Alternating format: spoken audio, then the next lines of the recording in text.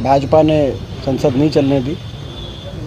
ये मैं समझता हूँ कि कहीं ना कहीं जो भाजपा की सरकार की कार्यशैली है देश में आज के दिन, जिसमें वो चुने हुए जनप्रतिनिधियों या लोकतांत्रिक संस्थाओं, लोकतांत्रिक आदर्शों, मूल्यों को ज़्यादा मानते हुए सरकार नहीं चला रही, तो वो तो प्रदर्शित होता है, उनकी सोच है। अच्छा, आज जिस तरह से यूपी के अंदर 2 एनकाउंटर हुए, इस एनकाउंटर को लेकर सपा के जो वरिष्ठ नेता हैं राम गोपाल यादव, उन्होंने 10 दिन पहले कह दिया था कि यूपी जो सरकार है वो अतीक के बेटे का मर्डर करेगी। क्या लगता है इसमें भाई ये तो यूपी के जिसकी पूरी जानकारी लेने के बाद आपको जवाब देंगे। क्या यूपी सरकार जो है इसको चुनाव में, ये पूरी जानकारी भाई उत्तर प्रदेश में जो है क्या क्या हो रहा है उतनी बारीक नज़र हम नहीं रख पा रहे जितना आप रख पा रहे हैं। देवेंद्र जी, हम पूरी जानकारी लेके बताएंगे आपका ड्रीम प्रोजेक्ट था मेट्रो लाने का रोहतक तक, जो ये एक इसमें मेट्रो वाले में मैं कहना चाहूँगा, ये महत्वपूर्ण प्रश्न है। देखो, अभी 2 प्रश्न लगे इस सेशन में, एक विधानसभा में लगा, जयवीर वाल्मीकि जी ने लगाया, और दूसरा संसद में मैंने लगाया, पार्लियामेंट में, मेट्रो को लेकर। जयवीर वाल्मीकि जी के प्रश्न के उत्तर में सरकार ने बताया कि 81 किलोमीटर मेट्रो हरियाणा के अंदर 4 शहरों को जोड़ती हुई गुड़गांव, फरीदाबाद, बल्लभगढ़, बहादुरगढ़ 2014 से पहले 81 किलोमीटर, और 2014 से लेकर और 2023 तक, ये प्रश्न है जो आपने सही कहा, 1 इंच भी नई मेट्रो लाइन मंजूर नहीं हुई। 1 इंच भी कहाँ? 81 किलोमीटर मेट्रो, जिसमें आधा पैसा हरियाणा सरकार देती थी, आधा केंद्र सरकार देती थी, और कहाँ 1 इंच भी मेट्रो की एक खंबा भी नया आगे नहीं हुआ, पहला। दूसरा, मैंने जो प्रश्न लगाया केंद्र सरकार से, उसमें ये बताया गया कि दिल्ली से बाहर मेट्रो के एक्सपेंशन के लिए पिछले 3-4 वर्ष में, 3-4 वित्तीय वर्ष होता है वो 4 मानो आप, पिछले 4 साल के अंदर लगभग 19,000 करोड़ रुपया केंद्र सरकार ने दिया है, और वो सारा का सारा केवल यूपी में लगा है। यानी कि उन्हें केंद्र सरकार ने जवाब ये दिया कि हरियाणा सरकार ने कोई प्रस्ताव ही नहीं भेजा। मतलब 19,000 करोड़ रुपए मेट्रो एक्सपेंशन, नोएडा से ग्रेटर नोएडा, ग्रेटर नोएडा से जो है जेवर अपना इधर ये दादरी, उस तरफ की यूपी वाली दादरी, चारों तरफ मेट्रो ग्रेटर, और यहाँ 9 साल से 1 इंच भी मेट्रो का प्रस्ताव नहीं भेजा। हम मुख्यमंत्री से सवाल पूछना चाहते हैं, मुख्यमंत्री जी से, कि ऐसा प्रदेश के विकास को लेकर उनकी इतनी जो है इतनी कम रुचि क्यों है? दूसरा, मेट्रो के साथ जुड़ा हुआ एक था RRTS, rapid rail transit system. 4 RRTS एक साथ मंजूर हुए थे, दिल्ली से पानीपत, दिल्ली से मेरठ, दिल्ली से अलवर, और दिल्ली से वाया रोहतक, हिसार, क्योंकि Hisar NCR counter magnet town था। लगभग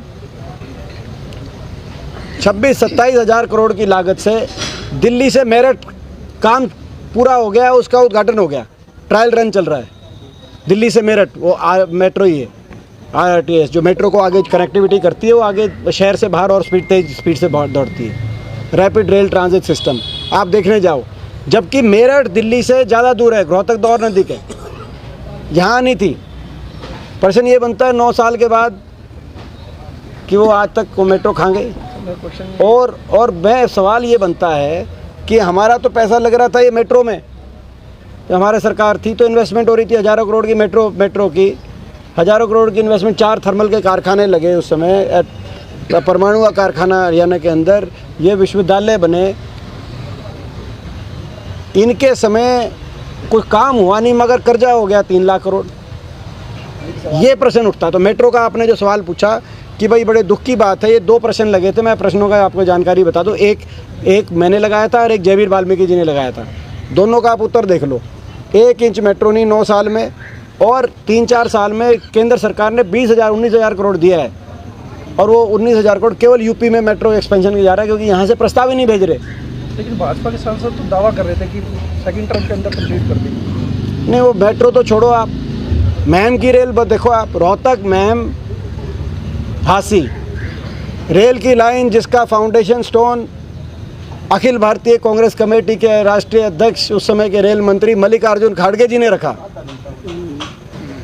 2013 में हासी में फाउंडेशन स्टोन, और रोहतक के रेलवे बाईपास का फाउंडेशन भी उन्होंने रखा। अगर खड़गे जी आएंगे तो उनको वो जब देखेंगे कि रोहतक में बाईपास का क्या हुआ, जिसका फाउंडेशन स्टोन वो रख के गए थे 2013 में, उनको देख के एक बार तो समझ में नहीं आएगी कि भाई ये मैं रख के तो गया था, इन्होंने कराया तो था कि देश का पहला रेलवे बाईपास था कि अंदर एक बहुत ही ज़बरदस्त एक सड़क डेवलपमेंट हो, जो है मॉल रोड के रूप में। आपको याद होगा कि हमारी वो था प्रोजेक्ट। तो मगर आपने देखा कि भाई वो ना तो भाई वो हुआ, जब रेल की लाइन ही नहीं बिछी मेट्रो की तो दूर की बात है। आज तक महम की रेल की लाइन, आप मैं पूछना चाहता हूँ, बुलेट ट्रेन की बात करते हैं, बुलेट ट्रेन की बात करते हैं, हमारे समय में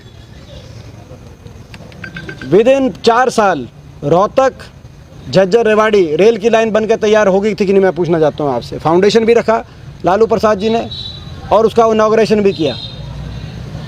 हमारे समय जींद गोहाना सोनीपत रेल की लाइन तैयार हो गई थी, और रोहतक महम हासी इस रेल की लाइन का काम शुरू हो गया था। वो जो काम शुरू हो गया था 25% काम का पूरा शुरू हो गया था, वही पूरा नहीं कर पाए। बुलेट ट्रेन की बात 9 साल में कर रहे हैं, ये किस रफ्तार से विकास दौड़ रहा है।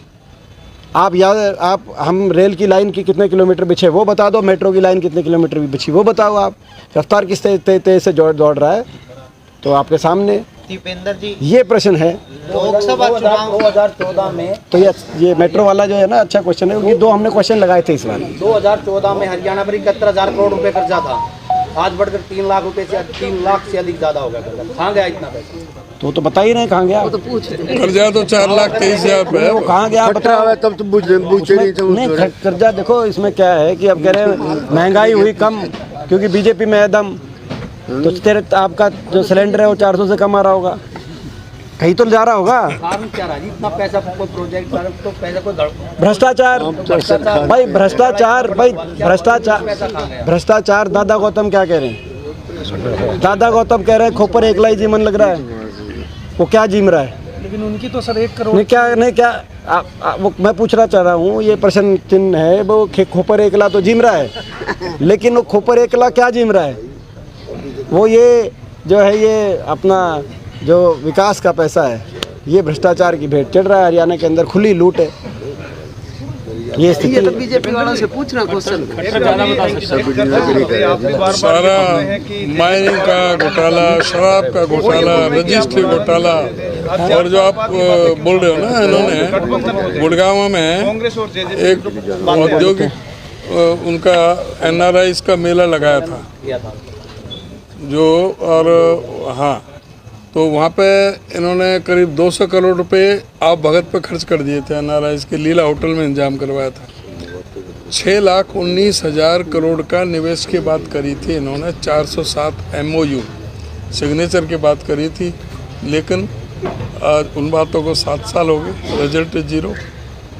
इन पर कोई विश्वास ही नहीं करता। लॉ एंड ऑर्डर यहाँ पे पूरी तरह से सबसे ज़्यादा पूरे हिंदुस्तान में सबसे नीचे से नंबर 1 पे लॉ एंड ऑर्डर में सबसे नीचे, और बेरोजगारी में सबसे नीचे, और एजुकेशन का तो भट्टा ही बैठा दिया। 2% एजुकेशन का बजट रखा है, जबकि जो नई शिक्षा नीति के मुताबिक भी कम से कम 6% का बजट रहना चाहिए। अब आप जो कह रहे हो उसमें सारा डेवलपमेंट के लिए ही इनके पास में जो 2,85,000 करोड़ का जो इन्होंने 1,85,000 करोड़ का जो बजट पेश किया है, उसमें से सिर्फ 18,000 करोड़ रुपए बचता है सारा।